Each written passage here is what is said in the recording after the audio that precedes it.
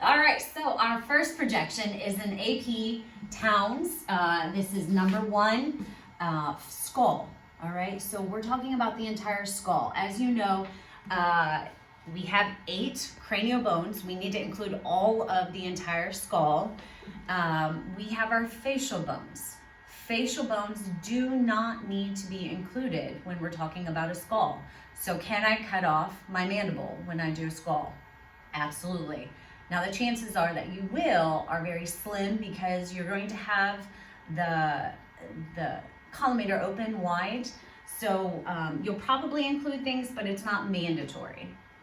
All right, another thing with skulls and craniums and facial bones is, like we talked about on the landmark PowerPoints, there's not a lot of bony things that we can use or enter on. So we will really be focusing on the exit, all right? So the crosshairs are very, very critical when we are teaching skulls. So first one, AP Towns. We all hopefully remember our beautiful lines, all right? So we will all have a straight line. We are going to want to put the OML, which is the outer canthus, and the EAM perpendicular to that IR, all right? So if we position the IOML or OML perpendicular to the IR, the patient's neck will be down, chin will be down. It's a very uncomfortable position for the patient, so you do need to work fast. Some people may have neck issues. If they do have a neck issue, then we can use the IOML. If you remember, that's the inferior orbital rim. We can use either the OML or IOML. It does not matter which, but either or has to be adjusted so that that line is exactly perpendicular to the IR. Will I get my ruler out and test, Sarah? Will I? Absolutely, yes.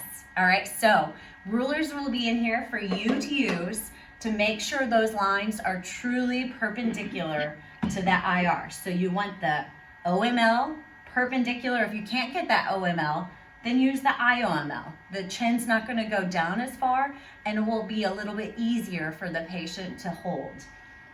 So there's not much of a difference there, but when we are using the OML, we are going to use a 30-degree angle, all right? So we will use 30 degrees. See if I can do my math.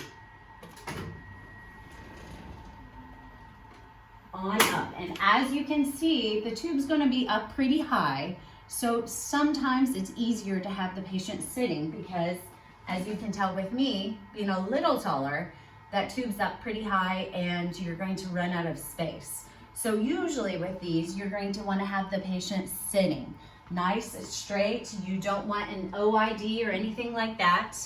So the OML is perpendicular to the IR, and we have our 30-degree angle, and we are going to be centering right over the glabella. The glabella is not the nasion right here, but right up above, almost right above where the eyebrows naturally are, as we talked, not about the fake eyebrows, but where they naturally are. So you want to center right over that glabella and make sure that you have light all around it.